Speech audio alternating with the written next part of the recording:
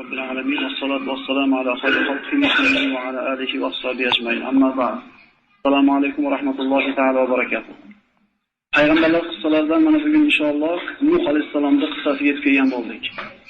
O'tgan safargi suhbatimizda biz Odam alayhisolamning mana yer yuzidagi hayoti, undan keyin Shis va Idris alayhissalomlarning hayoti bilan tanishib chiqqan bo'ldik. İdris alayhissalomning hayotiga bir murojaat qiladigan bo'lsak, shu narsani ko'rdikki, kullu nafsin za'iqatul maut dedi Alloh taolo, har bitta jon egasi albatta o'lim sharbatidan totguvchi deydi.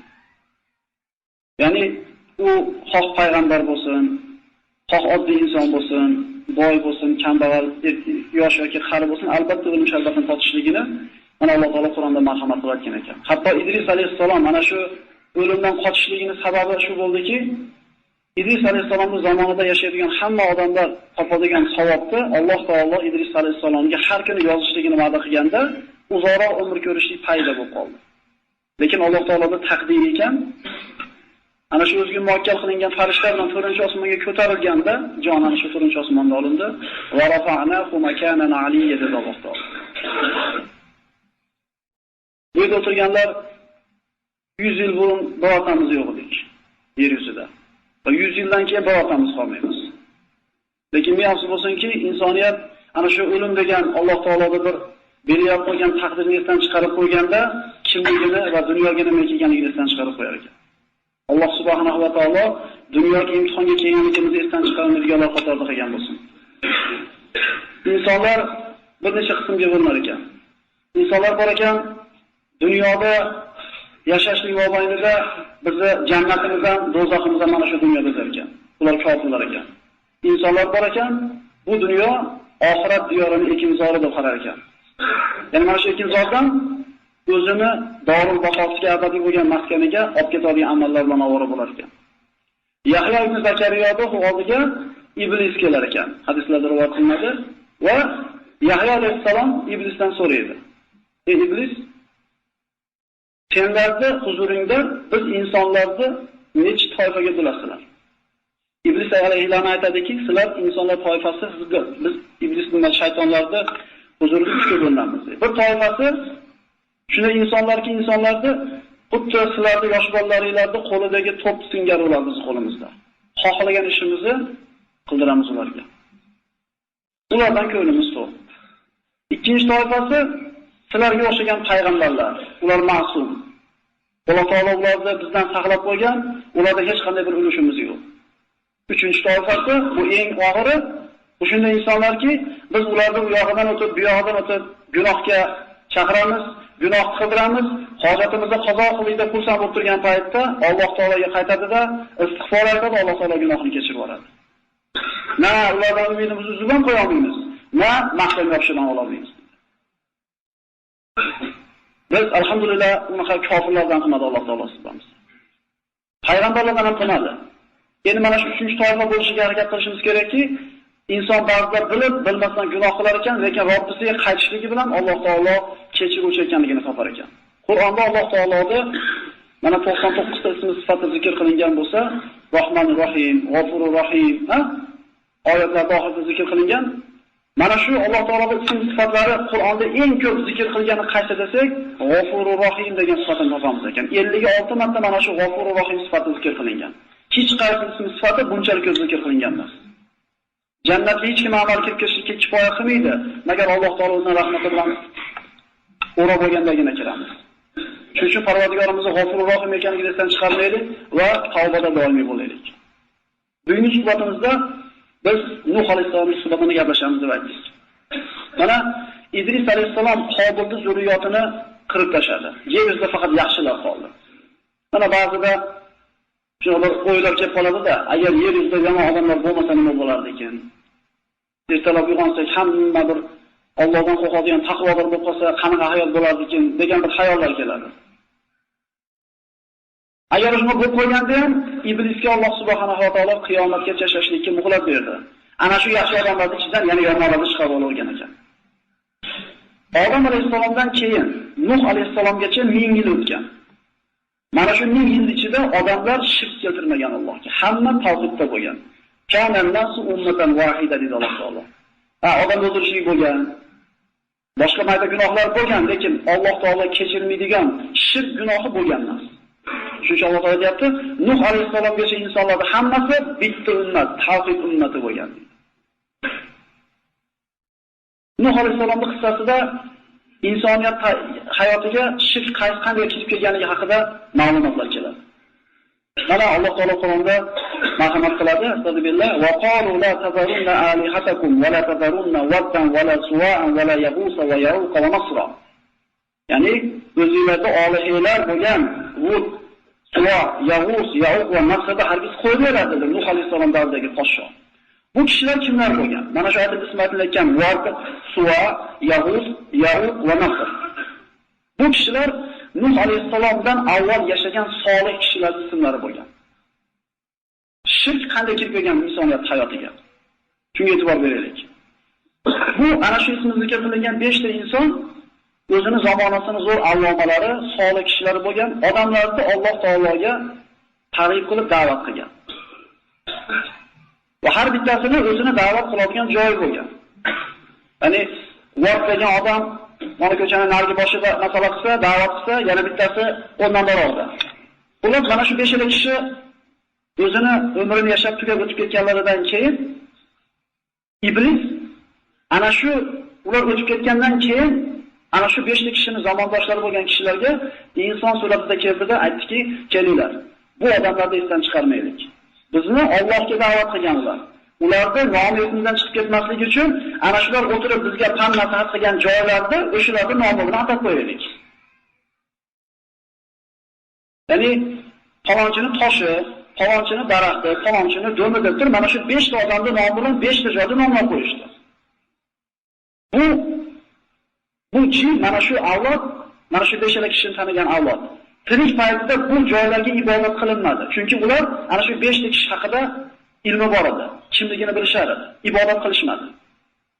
Lekin ulardan keyingi kelgan avlod ilmdan, ma'lumotdan xabardor bo'lmay qolgandan keyin, ilmdan mahrum bo'lib qolgandan keyin iblis keldida, ana shu 5 ta kishining joylarida ular sayrlar qilishar edi. Eid bayramlarni o'tkazishar edi. O'shada o'tirgan paytlarida ana shu kishilar qilgan pand-nasihatlarni eslashib, ana shu joyda sayrgohlar paydo bo'ldi. Ya'ni birinchi avlod nima qilmadi? Ibodat qilmadi u joylar. Endi keyingi avlod kelganda iblis aytdiki, bilasizlarmi, ota-bobolaringlar bu yerga nimaga to'planar edi? Ular mana shu joylarga sig'inardi. Deb turib, mana shu 5 ta kishining ismi ular uchun olihalarning nomiga aylanib qoldi. Bu yerda bo'lgan narsa shuki, iblis odamlarni buzishlikda tanlagan uslubini ko'ring. Sekin-sekinlik bilan buzyapti odamlar. O'zi odatda bu narsani qurishdan ko'ra buzish osonroq bo'ladi. Lekin iblis bu yerda buzishlikni ham sekin-sekinlik bilan qilyapti. Birinchi avlod bilan yaxshi muomala qilib turib, nomini aytib qo'ydi shu yerga dedi, rozi bo'lishdi. Keyingi avlodga kelganda sabr qilib turdi akalar. Keyingi avlod ilmdan bexabar bo'lgandan keyin ularni sig'inib tashadi. Shuning uchun biz atrofimizdagi odamlarni Allohning diniga chaqirayotgan paytimizda, odamlarga dinni targ'ib qilayotgan paytimizda mana shu narsadan xulosa olaylik. Iblis sekin-sekinlik yo'l bilan buzibdi. Buzishlik hozir aytyapmiz, osonroq bo'ladi qurishlikdan. Endi qurishlikka harakat qilayotgan odamlar shoshilmasliklari kerak bo'ladi. Hammamiz bilgan ana shu mashinaning kun ishlari bo'ladi. Shunday emasmi? 8 da uzunligi qancha bo'ladi degan ekan. 19 ga qancha bo'ladi? 36 ga nimaga shunday uzun bo'ladi? Nimaga bir ikkinchisidan qisqa bo'lyapti? Nimaga farqi bor bo'ladi? Chunki mana shu kulishlar tortadigan gayka rezbalarni quvvatiga qarab turib belgilangan. Iymonga endi kelib, namozga endi qilayotgan odamni 36 kulchidan tortib bo'lmaydi, chunki uni shpilkasini yechgan. Shunday emasmi? Sizga 19 kulchi qo'ygan bo'lsa, u endi 8 u. Balaga nima deydi? Eng sodda usulni tushuntirishdi. Ya'ni undan osonroq musulmon namoz o'qimasa, u musulmon emas. Roza tutmasa, u kofir. Zakot bermayotgan bo'lsa, u dindan chiqqan bo'lsa, shunga o'xshagan gaplarni juda osonlik bilan tilidan chiqib ketayotganlarni eshitib qolamiz. Birodalar, bir musulmon ikkinchi musulmonni kofir desa, hech qachon shu kofir degan so'z havoda qolmaydi. albatta ikkisidan bittasi yopishi kerak. Agar shu kofir degan so'z mustahkam, ro'parada aytilayotgan odamda bo'lsa, shu sifat borib yopishadi. Agar u odamda bu sifat bo'lmasa, aytgan odamga qaytadi. Hadis davomida. Sen kofirsan deb bo'lmaydi. odam ana shu ulamolar kofir bo'lishini shartlarni aytgan. Qur'onda sarih oyatlarning birortasini inkor qilsa, dinda zavruda bo'lgan kishilar birortasini inkor qilsa, Allohga shu qarshi ishlamasa bo'laveradi desa, namoz o'qimasa bo'laveradi desa, Qur'onni masxara qilsa, yirtib aql hushi joyida bo'lgan holda yirtsa, Alloh taolo mustahkamlikni ko'rsatsa, masjidni bavul qilsa yoki tili bilan men kofirman aytmasa, boshqa o'rinda birovni kofir deyishga haqqimiz yo'q. Lekin mana shu aytilgan 5 ta shartli inson aql hushi joyida, ixtiyori bilan majbur qilinmagan holda qilayotgan bo'lsa, uni kofir deb boshqa ilojimiz yo'q. Iblis insoniyatning undan tashqaridagi odamga biz kofirsan deyishga juda ehtiyot bo'lishimiz kerak. Yuqoridagi oyatda sharhi mana shu bo'ladi. Imom Ahmad Termiziy Abu Dovudda keltirilgan Usmon ibn Affon Allohni bitta degan shahid qilinganda faqat Nuh alayhisalom mana bilamiz. Ana shu Qur'on o'qitilgan joyda 80 dan o'tgan payg'ambarimiz ulug' bir sahobasini zinnuron bo'lgan payg'ambarimizdan jannatda xushobanni olish sharafiga ega bo'lgan Usmon ibn Affonni o'tirgan joyda o'ldirishadi. Va Muhammad alayhisolom fitna bo'ladi. Rasululloh mendan keyin fitna bo'ladi. Otasi ikkinchi odam deyiladi. Shu fitna bo'lganda ko'chada yurgan odamdan ko'ra o'tirgan afzal deydi. Ibn Mutashallih, Ibn Idris. Ya'ni Usmon ibn Affon o'ldirgan kelishganda aytadiki, meni o'ldirmanglar. Rasululloh menga mana bunday va'dalar bergan deydi. Yuzlab yillar yashadi. O'ldirganda tek turadi o'ldirib ketadi. 1000 yildan ortiqroq umr ko'rgan deb rivoyat qilingan. Shu islom tarixidagi bir bu hollar bo'lgan. Sa'd ibn Abi Waqqos payg'ambar alayhisolam ulug' sahobalaridan ashara-i mubashsharaning bittasi 10 asr o'tdi. Ya'ni juda ko'p futuhotlarda qatnashgan, juda ko'p joylarda fath qilgan ulug' sahobaga kelishadida hammasi tavhid Sa'd deyshadi. Siz juda ko'p jihodlarda qatnashgansiz. Juda ko'p g'azotlarda bo'lgansiz. Urushda nimaligini bilasiz. Fitna bo'lyapti ko'chada. Allohning diniga Usmon roziyallohu anhu o'ldirishdi, musulmonlikka bir urushyapti. Chiqib shu muammoni hal qilishga siz haqlisiz-ku. Chiqib hal qilmaysizmi deganda Sa'd ibn Abi Waqqos aytadiki, Rasululloh sollallohu alayhi vasallamdan shunday hadis eshitgandim deydi. Tez kunlarda o'rtangizda fitna bo'ladi. Shunda ko'chada shu fitna bo'layotganda, ko'chada kezib yurguchidan ko'ra uyda o'tirish afzal dedi. Bir e'tibor beradigan joyimiz Sa'd ibn Abi Waqqos hadisda aytadi. Shunda bir kishi so'radi Rasululloh, "Ya Rasululloh, agar men hadislar bilan kelgan qissalar. Uyimga kirib o'tirsam, haqida faqat aralashmasam, meni ustimga kirib aytsa, ya'ni hadis aytishlikka hojat qolmaydi. Agar shu fitnaga chiqib biz bilan qatnashmasang, seni o'ldiramiz desa, Qur'onda juda ko'p nima qilishim kerak deganda odamning maqtul bandasi bo'ldi, qotil bandasi bo'lmadi. Men sizlarga ochiq Qobildaqa bo'lgan. Alloh taolo men seni o'ldiraman deganda akasi. Ikkalasi aytdi, men senga qo'limni cho'zmayman. Kechiradi va sizlarga ma'lum bir ajr guvohlik beraman dedi Sa'd ibn Waqqos. Usmon Rasulullohning shu hadisiga amal qildi. Qaytarishga qodir bo'lmaydi agar uyga o'ldirgani kirib, qilichini ko'targan ham qilichini ko'tarmagan, musulmonga chopmadi. Musulmonga qilichini ko'tarmadi. Kim izaltaqa musliman bisayfayhima falqatil val maqtul finnar dedi Rasululloh. Ikkita musulmon qilichini ko'tarib birga o'tib kelsa, bittasi ikkinchisini o'ldirsa, o'ldirgani ham o'lgani ham do'zaxda. Lekin bularni ikkita musulmon bir-biriga qilichini o'qtalib kelib, bittasi ikkinchisini o'ldirsa, ikkalasi ham do'zaxda. Ya Rasululloh, bunisi o'ldirib do'zaxda bo'ladi. Ha nariga o'lganda nima ayb? U nimaga do'zaxga tushadi desa, Rasululloh sollallohu alayhi vasallam aytdiki, u ham qilichini ko'tarib qasd qilganmi bo'lgan? Juda ehtiyot bo'lish kerak. Juda ehtiyot bo'lish kerak bo'ladi. Bunaqa fitnaga aralashmaslik kerak bo'ladi. Kunduzi ham kechasi ham da'vat qildim. Meni ularga bo'lgan da'vatim Rasululloh sollallohu alayhi vasallam mana shunday fitna sodir bo'ladi. Qachonki men ularga da'vat qilgan paytimda sahih hadislarda keltirgan. Bilmaymiz bu hadislarda ko'pchiligimiz. Va ko'ylaklar sodir bo'ladi. Yuzlarini to'sishdi va kishi qo'yib bor odam cho'lga qo'ymada chiqib ketsin, fitnaga aralashmasin. So'ngra men ularga maxfiy da'vat qildim. Bor odam tuyasini berib sahroga chiqib ketsin, aralashmasin dedi. Dehqonchiligi bo'lsa chiqib dehqonchiligini qilsin, aralashmasin. Agar dehqonchiligi ham, tuyasi ham, qo'yi ham bo'lmasa uyga kirib, qilichini tashlab o'tirsin dedi. Ya'ni nima qilsin? Kimimiz qilichini o'tmas qilib o'tirsin, fitnaga aralashib qolmasin. Kimimiz payg'ambar zamonida yashayapmiz? Alloh taolo sizlar bilan Rasululloh meni kuyaman ne'mati bu la ilaha illalloh degan qo'yman bo'lmasa, ekinchiman bo'lmasa, uyimga kirib toshga qilichim urib o'tirgan bo'lsam, qarab qiling, shunda ustimga kelsa nima qiladi desa, eng ko'p 80 ta odam iymon keltirgan. Chunki bitta musulmonni o'ldirib jahannamga ravo bo'lgandan ko'ra maqtul banda bo'ladi deb aytayapti. Odamni qobil farzandda qabul. Nima degani? Alloh xohlagan bandasiga Alloh to'g'ri guvohlik beraman. Usmon payg'ambarimizni hadisiga beribdimi? Mana shu biz yurtimizda yashayotgan kalima go'rlarga iymon ne'matini beribmiz. Shu hadisda aytib turadi. Mayli deydi. Men chiqib shu muammoni hal qilib beraman deydi. Faqat bitta shart. Nuh alayhisalom qavmini da'vat qildi. Nega qilishyapti? Da'vati faqat Allohning bu qilishda ikkita ko'zi bo'lsin, tili bo'lsin. Islom dinida aytilgan hukmlarga amal qiladigan bo'lsa, uni men juda ko'p jihodlarda qatnashganman, urushni nimaligini bilaman deydi. Mana quyidagi oyat men Jalmadonga kelib qo'limga qilichni olganimda men ajrata olmayman. Ro'paramga kelganimni chopaman deydi. Men qavmimga aytdim. Shu ko'zimga qon to'lib, hech narsani hal qila olmay, hech narsani ajrata olmay qolgan paytimda qilich shuni ko'targanimda qilich aytsin, ko'zi bilan ko'rib, til bilan aytsin. Bu musulmon. Buni choppa desin. Ya'ni bu musulmon emas, buni chop desin. Shunaqa qilish topib bera olasanmi? Oxiratda olamiz ajrda. Lekin nima qilaveradi ham aralashtirib bormi degan savol bo'lsa, quloq solib turaylik.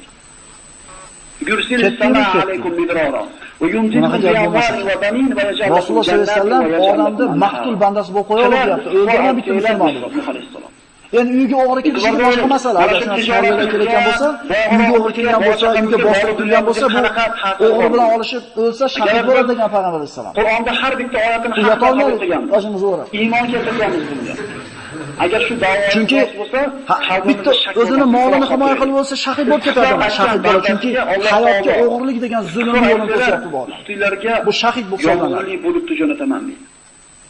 Ana shahidlarga o'rgangan bo'lsa, borachaqa bilan quvvatlantiraman va sizlarda anhorlaringizga to'ldirib suv bilan oqitaman. La nafsun zulman illa kana ali ibn adam al-awwal kiflun min damiha li'annahu awwal man sanna al-qatl. Mana Sahihayda keltirilgan nima kerak? Yer yuzida zulman bitta odamning bolasi o'ldiriladi dedi Rasululloh. Albatta odamning birinchi bolasi Qobilga mana shundan bir ulush bor. Gunohdan ulush bor turadi. Chunki yer yuzida qotillikni birinchi bo'lib boshlagan. Ibodat qilib, kechani kunga bo'lib qanaqa ishlab ketgan ekan. Demak, insonga bir narsa o'rgatayotganda qo'rqinchli emas bolalar.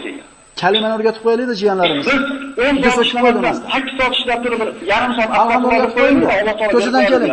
5 so'mga bitta qand beradi. Keyin o'tirib pul olib qaytadi. 3 kun o'tib ketadi. Bizda ilm yo'q, katta odamlarga o'rgata olmaydi. Lekin eng kamida alhamdulillah o'rgatib qolaymiz jiyanlarimiz. Shuni oson qiladi va kutmagan javoblariga qilgan Fotihasidan sizga ajr bor emasmi? Bizning e'tiqodimiz qani buning ustida? Demak, yaxshilikni o'rgatishimiz kerak. Chunki yomonlikni kim nardonlash o'rgatadi va atubu ilay. Astag'firulloh. Umrini o'rgatmagan nardasan sizga nima bor? Qiyin emas. Ulush bor. Biz 100 marta astag'firulloh deb qo'ygandan keyin yaxshilik o'rgatishimiz kerak. Mana odamlar farzandlari ko'paydi, qobilgan farzandlar ko'paydi. Kalimani aytib o'tirsa bizga non yo'q. Sohilda kalimani aytib o'tirib qo'limizni sal qimirlatib qo'yib Alloh taolo beraveradi.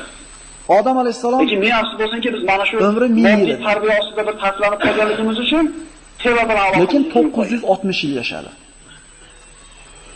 Sizlar Imom Termiziy Muslim kitoblarida keltirilgan Alloh aytilgan hadis Alloh Odam alayhisalomni yaratib bo'lib, uni umurtqasini, zohirini siladi. Demak, qiyomatgacha yashaydigan ruhlarni, zurriyotlarini, ruhlarini yaratdi.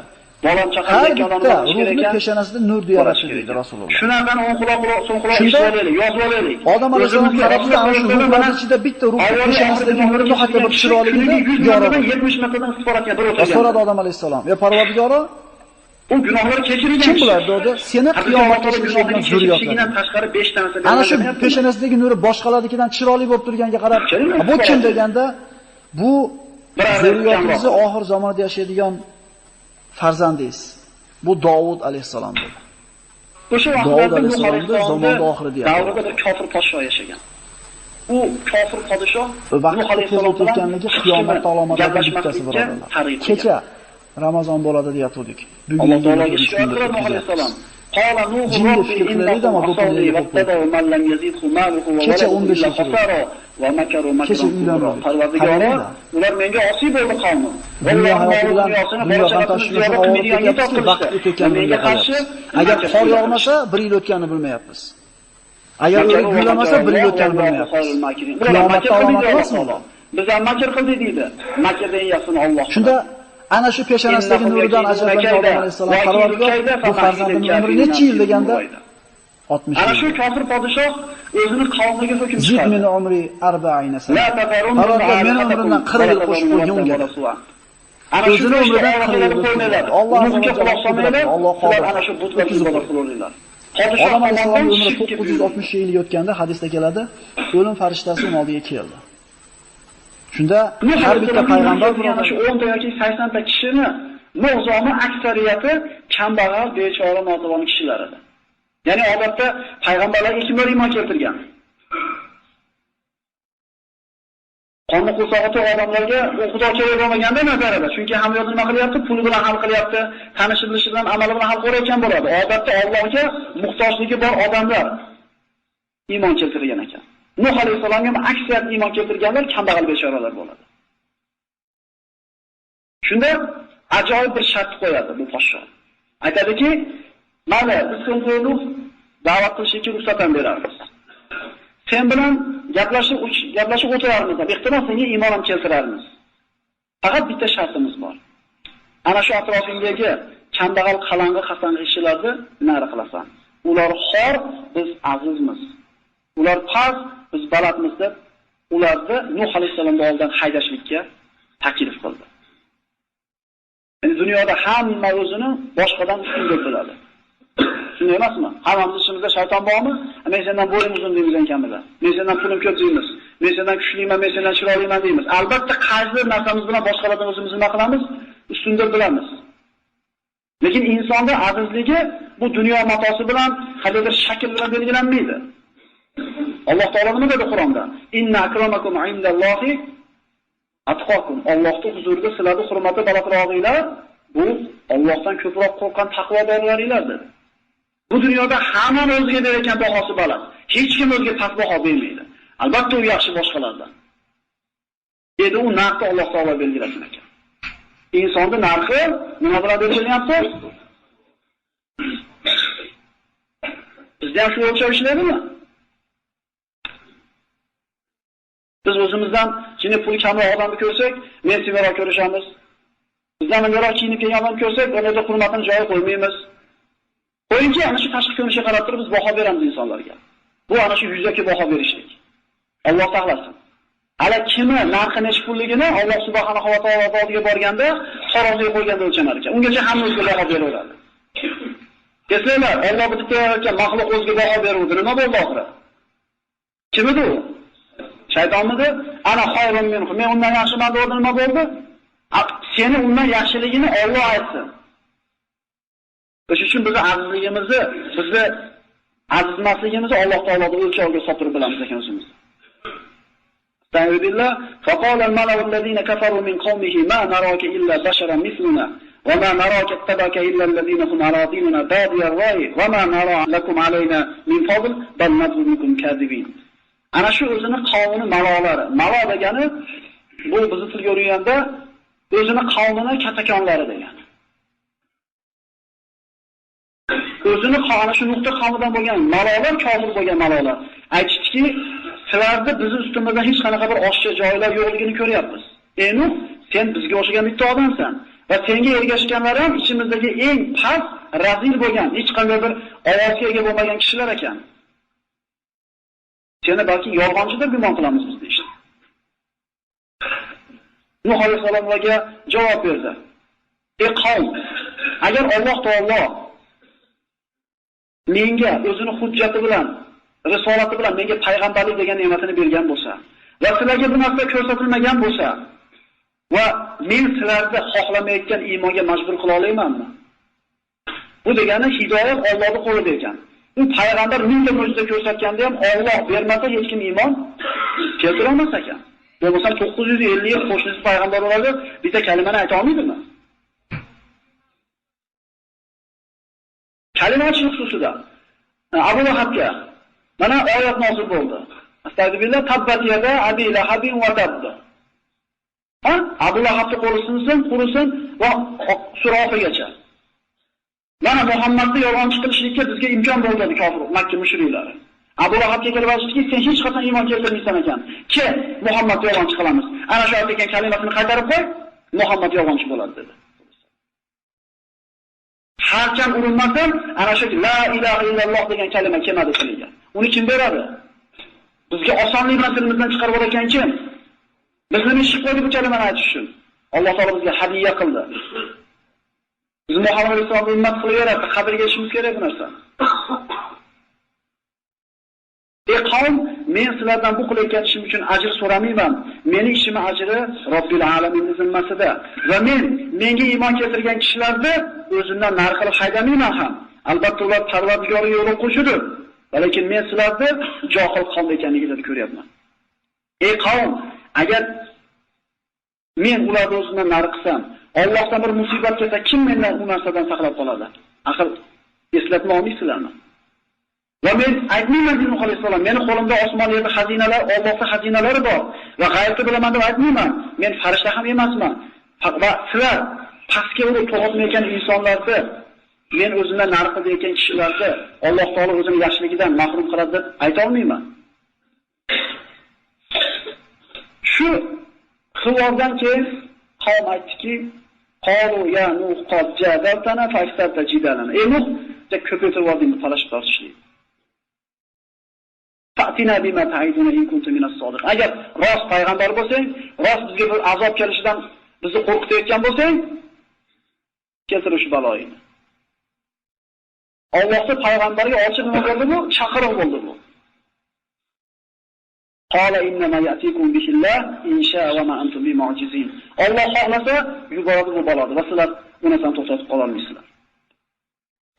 Mana shu xivordan keyin iymon keltirayotganlarning soni to'xtab qoldi. Ana shu 10 ta deyilyapti yoki 80 ta deyilyapti, birorta odam iymon keltirmay qo'ydi. Bir o'tgan avlod keyingi kelayotgan avlodi burungisidan fujurda, fisqda qattiqroq bo'lardi. Burungisidan rasvoroq kelaverdi. Shunda Alloh subhanahu va taolo tomonidan Nuh alayhisalomga to'xtang degan buyruq keldi. Zaifligidan, kuchi yetmay qolganidan, chidamay qolganidan da'vatni to'xtatib qo'ygani yo'q Nuh alayhisalom. Balki Alloh taolo tomonidan vahiy bilan to'xtatildi. Astagfirullah va uhiya ila Nuhin annahu lan yu'mina min qaumika illa man qad amana fala tabta'iz bima kanu yaf'alun. Hud surasi. Va Nuhga vahiy qilindi. Albatta sizni qavmingizdan bugungacha iymon keltirganlardan boshqa hech kim iymon keltirmaydi va ular qilayotgan ishdan noumid bo'lmang. Allohga hamd sano bo'lsin. Ana shu oyat tushgan vaqtda kofir bo'lib yashaganlardan qilib qo'ymadi biz Alloh. Chunki o'sha davrgacha iymon keltirib qolgan iymon keltirdi, qolganini Alloh taolo pishdi deyapti. Hech kim iymon keltirmaydi, da'vatni to'xtatavering dedi Alloh taolo. 950 yil da'vat qilib 10 ta odam iymon keltiryapti. Ko'zimizni katta ochaylik. Bizga Alloh katta narsani bergan. Nuh alayhisalom da'vatni to'xtatdi. Qavmi duoibat qildi. Kazzabat qablahum qawmu Nuh fakazzabu abdana va qala majnun va zujr fada'a robbahu anni maghlubun fantasir. Ulardan ilgari Nuh qavmi bizni bandamizni yolg'onchiga chiqardi va aytdiki, majnun deyishdi. Shunda Nuh alayhisalom duoibat qildi. Parvardigoro, albatta men mag'lub bo'ldim, o'zing yordam ber. Har bitta payg'ambarga ijobat bo'lishi aniq bo'lgan bittadan duo berilgan ekan. Nuh alayhisalom ana shu duosini mana shu joyda qildi. Men mag'lub bo'ldim, o'zing yordam ber. Endi yer yuzida musulmon bo'lmagan biror odamning tirik qolishi mumkin emas. Chunki Alloh taoloning va'dasi bo'lyapti bu yerda.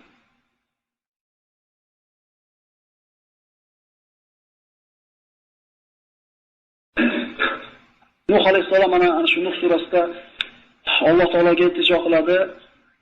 Nuh aytdi, Parvardigori, albatta ular menga osiy bo'lishdi va ularning moli dunyo bola chaqasini ziyoda qilib milyonga itoat qilishdi va makr qilishdi.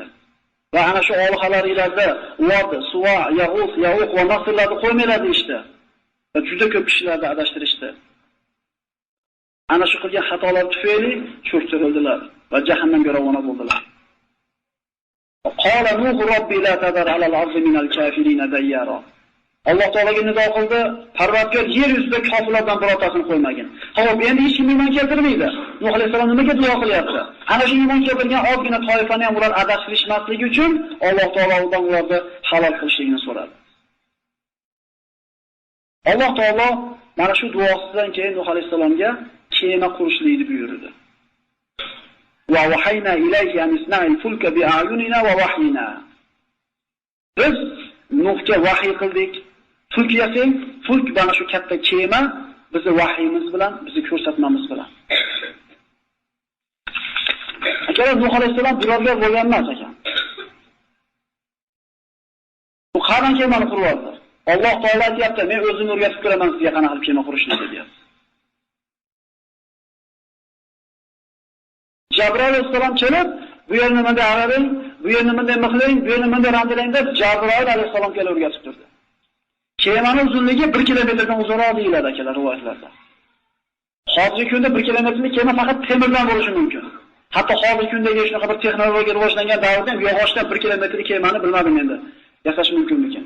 Lekin o'sha davrda turobgarlikdan xabari bo'lmagan Nuh alayhisalom 1 kilometrlik kemani yasadi yog'ochdan. Sabab Alloh taolo o'zi o'rgatib turibdi. Demak Alloh taolo o'rgatsa, bilmagan odam ham biluvchi bo'ladi ekan. Rivoyatlarga ko'ra Nuh alayhisalom kemani 100 yilda qurib tugatdi. Tog'da oldida yashaganligi uchun daraxt ko'p bo'lmagan. Daraxtda o'sgan ekan, bu yoqdan o'sguncha daraxt pishib yetilgan, kesib olib kelib qo'shib ishlatavergan. 100 yilda qurdi kemani. Qani kema qurish 100 yil vaqt ketyapti. Biz o'zi 50-60 yil umrimizda dunyoda obod bo'laman deb tipirchilayapmiz. Bu devorimizni rangini zamonga qarab, modaga qarab yiliga 2 martadan bo'yayapmiz.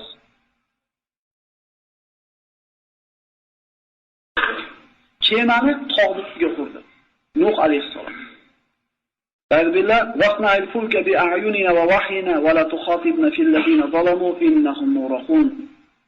Bizni vahyimiz bilan, bizni ko'rsatmamiz bilan kemani quring va zolim bo'lgan kimsalar haqida menga xitob qilmang, albatta ular cho'ktiriladilar deb Alloh taolo. Hukm chiqdi. Ya'ni Alloh taolo aytayapti, ey Nuh, ular haqiga duo ham qilmang, ularga istig'for etmang, tamom, ular endi halok bo'ldi. Nuh alayhisalom mana aytdik, da'vatni qo'ydida, endi nimani boshladi? Ya'ni umrining bir qismida Alloh taolo bitta buyrug'i bo'ldi. Qavmingizni da'vat qiling dedi. Shu da'vatda 950 yil turdi. Endi to'xtating, kema yasang dedi, da'vat shuni to'xtatdi, nimaga o'tdi?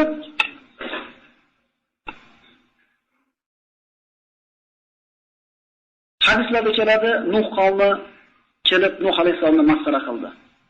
Ya Nuh, surta najjaran ba'dan kunta nabiyya. Ey Nuh, payg'ambar bo'lganingdan keyin endi durab qoldingmi? Ya'ni seni jinniligingga ishonmasdik, endi jinniligingga ishondik. Chunki kemani tog' ustiga qurasanmi?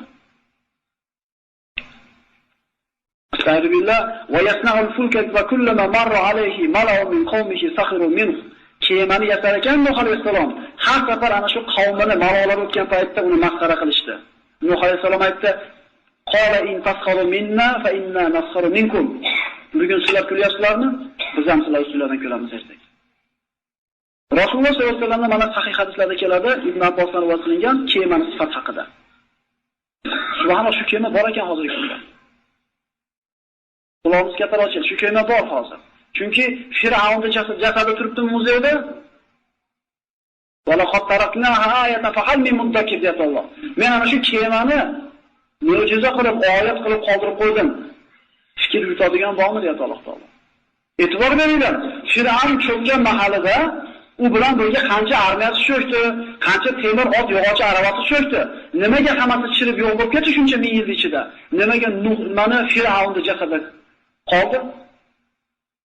Al-yawma nunajjika bi badanika litakuna liman khalfaka ayatan Alloh taolo.